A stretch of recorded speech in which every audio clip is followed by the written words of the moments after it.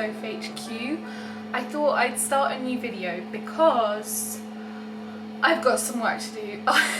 Well, I have just spent the whole morning prepping for my deliveries tomorrow, so it's Monday today. So I've done all my sourdough, I've prepared my sourdough crackers, I've done a couple wheat-free loaves, and what else? Morning bun dough too. And now I've got a job to do for a business that I'm working alongside currently called Avery labels, and you may have heard of them in a couple of my previous videos. I basically use Avery labels for all of my products just so that I have really clear allergen labelling, which is the law in the UK for food businesses, but also to just kind of translate really beautiful branding across all of my home deliveries and products. So my next job with them is to create a reel that is kind of centered around the changing of the seasons, so bringing in like orange, yellow colours and how that's influencing my personal branding and labels as a small business. And I decided I'm going to make a spiced apple cake. How nice does that sound? So when I was younger, I used to bake a lot with my granny and my sister, and it was really my granny and my grandfather too who really got me into cooking and baking, really sparked that interest. They're both amazing cooks themselves. My granny had a recipe for, well, we used to call it a Lilana cake because my sister's called Alana, and first of all it was a lily cake, and then when my younger sister Alana came along, of course we had to merge it, so it was called a Lilana cake. Oh no, sorry, not cake, Lilana pudding. And it's so good. It's probably, oh gosh, if I had to choose between crumble and Lilana pudding, oh, it's a very tough one. This cake is going to be kind of similar. So this is the branding here. I kind of went for the gorgeous orangey autumnal colours in my business name, in the product, in the ingredients, and then I've got lovely little apples round the corners to acknowledge what the product is and to really kind of just show an insight into the product. Anyway, that's what I've got to make now. Funnily enough, I've never actually made this cake before, so I'm really going to make it up as we go along. So we're kind of baking together, so if you're in a baking kind of mood and you fancy a lovely autumnal little delight to have on a cozy Sunday afternoon by the fire or wherever you are, or make a lovely cake for your family or friends, well, this is just the one for you. So let's bake this one together and we'll see how it turns out.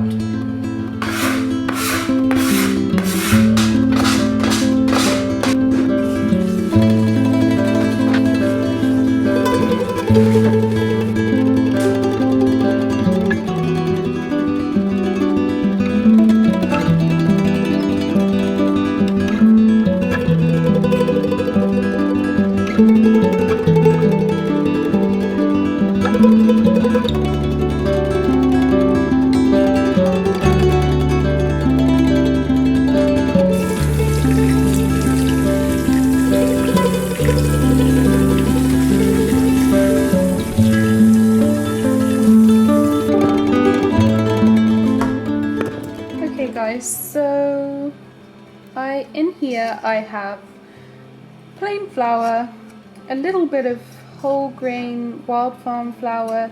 That's just because I'm quite interested to see if the flavour will come through of the whole grain, just because I really love that kind of like nutty added dimension that whole grain can give to baked goods. I've got some ground cinnamon, I've got some light brown sugar, baking powder, and that is it in here. And then over here I have some oat milk, I have some apple cider vinegar, so some sort of a like a vinegar that you need. The recipe actually says lemon juice, but I don't have any, so I'm just using vinegar. And then I've also got some maple syrup in there, just because I feel like that will be so lovely with the apples too, just that gorgeous, gorgeous flavour. So I'm just whisking this up while the milk kind of settles for about 5 minutes. The recipe doesn't have any salt in, so I think I want to add a little pinch of salt just down here. Just a little touch. In we go, because everything always tastes better with salt. Okay, so that's actually all we need. So as I got these apples from my garden, these were just windfalls, so I mean they are a bit battered and bruised, but that's completely fine. Like, these are the sorts of apples that we always used to cook with and bake with when we were little, because my granny had an apple tree in their old house, and she used to make all sorts, like apple jelly, so a kind of apple jam, and apple crumble. She used to stew loads of apples and then put them in the freezer or in jars, so there's so much you can do, and it's so lovely that these are in season now, and that's something that I'm really working on with my small business and my micro bakery, just really championing the seasons, because I think living in London my whole life, it's not something that I was really that familiar with, because we're kind of spoilt with how much produce we have at any given time, and I think it just, in general, living in the 21st century in a big city, you're exposed to so many different types of foods, and it's so easily available that you kind of have to unlearn that way of life to be more in touch with the seasons and how nature is working. And I'm very lucky in that we have 2 apple trees in our garden, and every year, every August, September time, we have so many, and it's just lovely that I'm being able to use the produce that we have right here in my bakes. So I'm kind of intrigued to see how this all turns out, and if I'll be able to use them, make this cake this weekend for my upcoming market. So I think I'm actually going to leave the skin on, because I really love seeing the kind of gorgeous red colours, as you can see here. So they say chunks.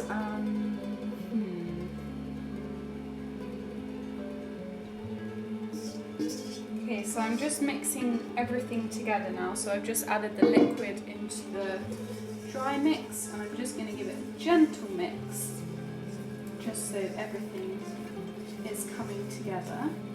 See, I'm already getting that excited feeling of when you're making something for the first time and you don't really know how it's going to turn out. And you know what, I've got my eye on this to be my breakfast tomorrow morning as well, if it lasts that long.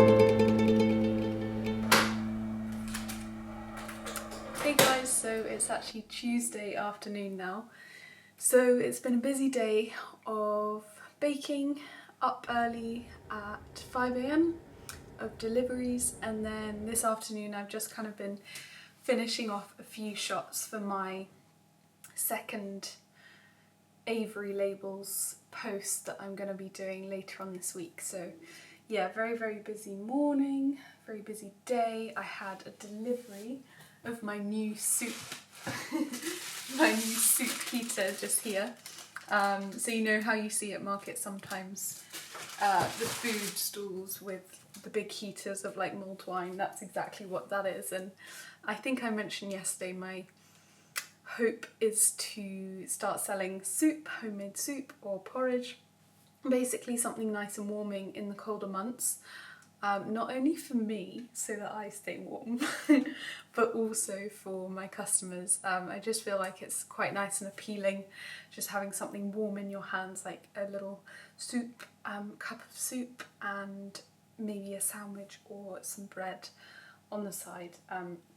So very excited to try that out. And then I still haven't tried the cake yet, just because I've been so busy, and I wanted to try it with you guys. So I've kind of butchered this piece here because I was doing a few shots with it, but that is basically what it looks like. So I just added some soy yogurt on top too, but that's the cross section there. It smells amazing. So I just need to try it. I'm a bit concerned actually that it's a bit too dense potentially, so I might need to lighten it up for next time, but let's get a good like piece in the middle there. I kind of want to try it without the soy yogurt first of all.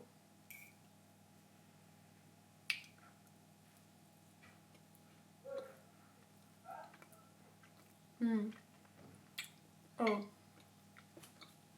it's a little bit underbaked, so I think next time I definitely need to bake that a bit longer,